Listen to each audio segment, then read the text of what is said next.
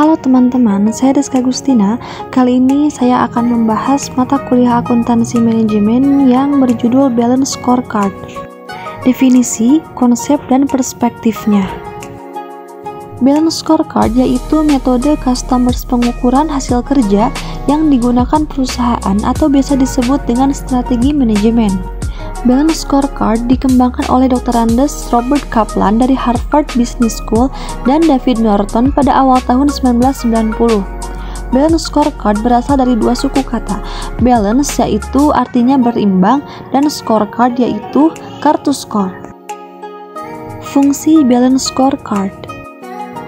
Pada awalnya, balance scorecard hanya digunakan pengukuran keuangan, kemudian meluas dan digunakan untuk mengukur untuk memperbaiki sistem 4 perspektif yaitu keuangan, pelanggan, proses bisnis internal, serta pembelajaran dan pertumbuhan. Selain itu, balance scorecard memiliki fungsi sebagai berikut. Yang pertama, sebagai alat ukur perusahaan apakah visi misi yang dianut telah tercapai.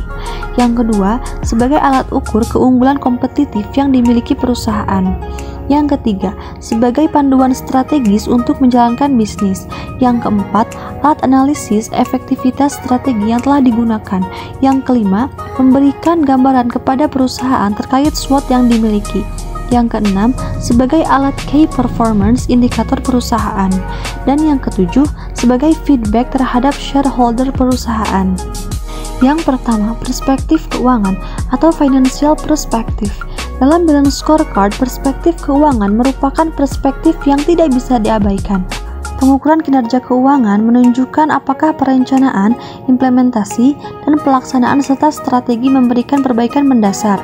Pada prinsipnya, balance scorecard harus ada keseimbangan antara perspektif keuangan dan perspektif non-keuangan.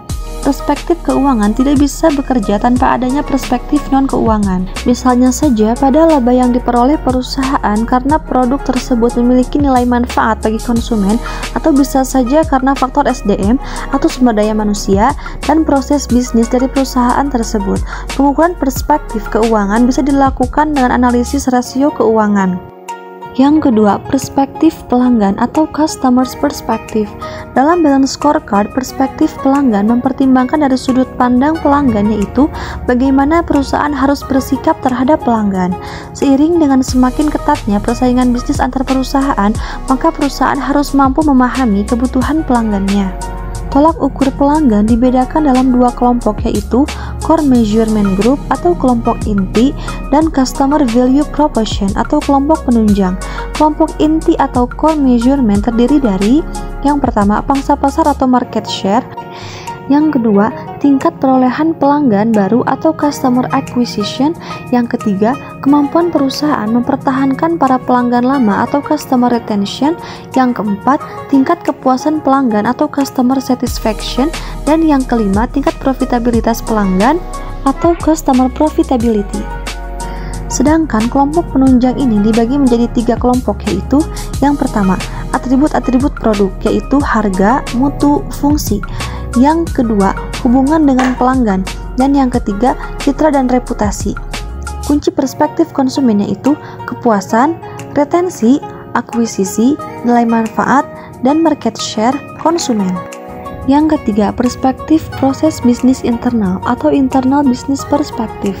Menurut Khusna tahun 2017, perspektif proses bisnis internal ini menuntut manajer dalam mengidentifikasi berbagai proses internal yang sangat penting untuk mencapai tujuan pelanggan dan tujuan finansial perusahaan. Menurut Yuwono dalam Sholihah tahun 2015, membagi proses bisnis internal ke dalam proses sebagai berikut. Yang pertama, proses inovasi, yaitu proses dalam unit bisnis menggali pemahaman tentang kebutuhan dari pelanggan dan menciptakan produk atau jasa yang mereka butuhkan. Yang kedua, proses operasi, yaitu proses untuk membuat dan menyampaikan produk atau jasa. Dan yang ketiga, proses pelayanan purna jual. Proses ini merupakan jasa pelayanan pada pelanggan setelah penjualan produk atau jasa tersebut dilakukan.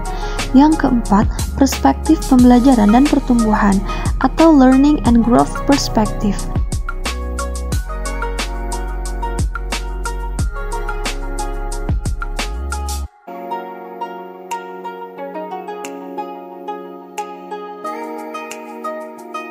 Perspektif ini lebih menekankan pada sumber daya manusia dalam perusahaan dengan mengadakan pelatihan bagi karyawannya, peningkatan kemampuan sistem informasi, dan membuat prosedur yang baik serta perbaikan rutinitas pekerjaan.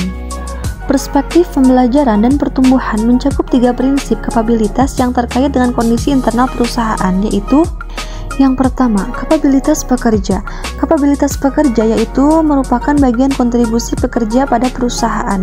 Sehubungan dengan kapabilitas pekerja, ada 3 hal yang harus, yaitu kepuasan pekerja, yaitu prakondisi untuk meningkatkan diperhatikan oleh manajemen, seperti produktivitas, tanggung jawab, kualitas, dan pelayanan pada konsumen. Yang kedua, retensi pekerja, yaitu kemampuan untuk mempertahankan pekerja terbaik dalam perusahaan, di mana kita mengetahui pekerja merupakan investasi jangka panjang bagi perusahaan. Dan yang ketiga, produktivitas pekerja, yaitu hasil dari pengaruh keseluruhan dari peningkatan keahlian dalam moral, inovasi, proses internal, dan kepuasan pelanggan. Yang kedua, kapabilitas sistem informasi. Adapun yang menjadi tolak ukur untuk kapabilitas sistem informasi adalah tingkat ketersediaan informasi, tingkat ketepatan informasi yang tersedia, serta jangka waktu untuk memperoleh informasi yang dibutuhkan. Yang ketiga, iklim organisasi. Iklim organisasi yaitu merupakan salah satu pendorong timbulnya motivasi, dan pemberdayaan adalah penting untuk menciptakan pekerja yang berinisiatif. Adapun yang menjadi tolak ukur hal tersebut di atas adalah jumlah saran yang diberikan pekerja.